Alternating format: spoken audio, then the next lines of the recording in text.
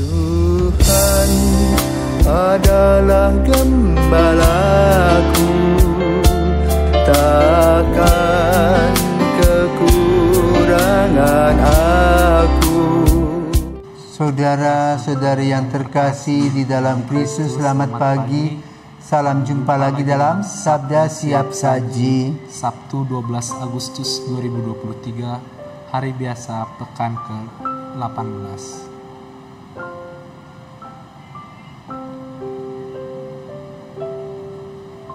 Doa. Marilah kita berdoa. Ulang lagi. Masa yang doa ya? Jangan. Saudara-saudari yang terkasih di dalam Kristus, selamat pagi.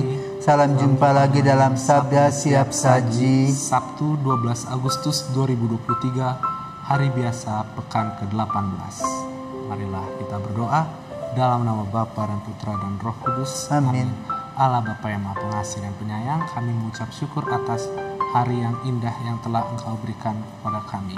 Dan pada hari ini kami akan mendengarkan sabda-Mu ya Tuhan. Semoga sabda-Mu bisa menerangi akal budi kami untuk menjalani aktivitas hari ini. Semua doa ini kami Tuhan padamu dengan pengantaran Kristus Tuhan kami. Amin. Tuhan bersamamu dan bersama rohmu. Inilah Injil Yesus Kristus menurut Matius. Dimuliakanlah Tuhan. Sekali peristiwa datanglah seorang mendapatkan Yesus dan menyembah, katanya, "Tuhan, kasihanilah anakku, ia sakit ayan dan sangat menderita. Ia sering jatuh ke dalam api dan juga sering ke dalam air. Aku sudah membawanya kepada murid-murid-Mu, tetapi mereka tidak dapat menyembuhkannya." Maka kata Yesus, "Hai kalian angkatan yang tidak percaya dan sesat, berapa lama lagi aku harus tinggal di antara kalian? Berapa lama lagi aku harus sabar terhadap kalian? Bawalah anak ini kemari." Dengan keras Yesus menegur roh jahat itu, lalu keluarlah ia daripadanya, dan anak itu sembuh seketika itu juga. Kemudian ketika mereka sendirian, para murid menghampiri Yesus dan bertanya, "Mengapa kami tidak dapat mengusir setan itu?" Yesus menjawab, "Karena kalian kurang percaya. Sebab aku berkata kepadamu, sungguh sekiranya kalian mempunyai iman sebesar biji sesawi saja, kalian dapat berkata kepada gunung ini, 'Pindahlah dari sini ke sana,' maka gunung ini akan pindah, dan tiada yang mustahil bagimu." Demikianlah sabda Tuhan. Terpujilah Kristus. Ya Romo, saya mau bertanya Romo. Dalam Injil ini ada orang berkata kepada Yesus bahwa murid-muridnya itu tidak bisa menyembuhkan. Itu sebenarnya itu kenapa sih Romo? Apa cuma karena mereka tidak percaya saja atau mungkin ada hal lain? Selamat pagi, Frater Grady. Pagi Romo. Oke, konteksnya adalah penyembuhan. Ya. Dalam konteks itu artinya ada si penderita, ada si pendoa atau si penyembuh. Kalau seorang dokter belum jadi dokter, belum diwisuda, bagaimana dengan pasien? Pasiennya bagaimana? Kurang percaya ya. Bapak asisten dokter atau dokter? Kan begitu?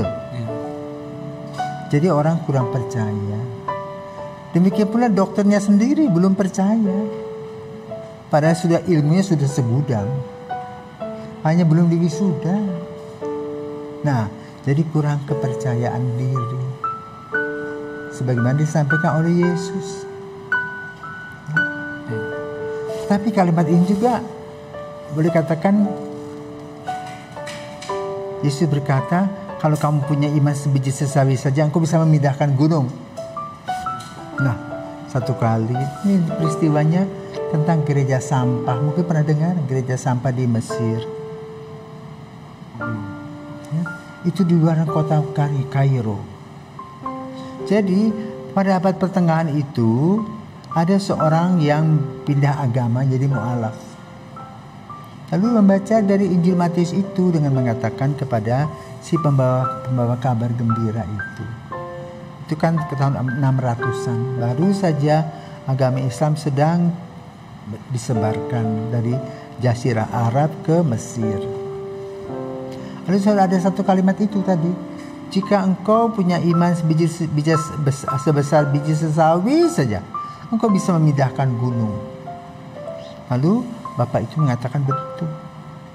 Ayo, kamu sebagai pengikut Yesus, kamu mendengar kata-kata Yesus. Buktikan. Kalau kamu tidak berhasil, maka kamu semua harus menjadi orang Islam. Tapi kalau itu terjadi, aku akan mengikuti kamu.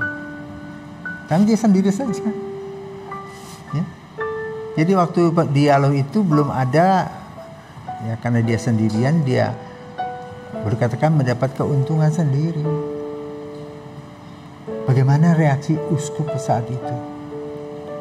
Ayo, imannya diuji. Biarpun dia uskup, dia bingung akan kalimat itu. Tetapi ada seorang awam bermata buta. Dia uskup konsultasi, gimana nih membuktikannya? Kok bisa memindahkan gunung itu nggak masuk akal gitu loh. Jadi uskupnya kurang percaya. Tapi si buta ini percaya. Ayo berdoa. Dan bertapa dia. Dan orang tadi yang Bapak pewarta kabar gembira itu, dia memberikan waktu. Nah, pada waktunya mereka bertaruh toh seperti ini. Duel begitu. Duel iman itu. Nah, si buta itu hebat dia. Doa terus, doa terus. Akhirnya apa terjadi? Ketika mereka berdoa seperti ada gempa bumi. Gunung itu pindah 3 km dari tempatnya. Sampai sekarang ada tuh di Mesir. Dan sekarang menjadi gereja sampah. Jadi kalau kamu mau tahu tentang gereja sampah, buka di Google. Itu orang-orang Kristen yang tinggal di sekitaran TPA, tempat pembuangan akhir sampah. Maka nanti kita minta kepada bagian produksi ini, coba kita dengarkan lagu-lagu dari Mesir tadi di gereja sampah. Nah, Yesus mengingatkan imanmu harus kuat. Demikian pula panggilanmu sama. Ya. Kalau kamu punya iman sepotong-sepotong, ya panggilan kamu goyah. Tapi kalau kamu merasa bahwa Tuhan Yesus, ini adalah panggilanmu yang hebat, saya akan bertahan, saya akan belajar dengan sungguh baik. Biarpun hambatan-hambatan itu ada, saya akan terjang. Misalnya saya malas belajar, ya cari teman, bagaimana caranya supaya pinter. Itu kamu betul-betul memahami dan mempraktekkan komitmen panggilanmu. Ya, itulah yang harus kita lakukan. Maka bacaan pada hari ini mengajak kita untuk beriman yang pasti. Yakinlah bahwa Kristus tidak pernah berbohong, tapi Kristus selalu memberikan jalan keluar kepada kita. Ya, selamat berjuang, nanti kembali ke Rita Piret, belajar dengan sungguh-sungguh. Ya, dan pada waktu ini nanti kita lihat, ya, apakah imanmu betul sebiji sawi yang bisa memindahkan gunung, atau seperti kerupuk, ya, kena angin langsung layu. Selamat pagi, Tuhan memberkati.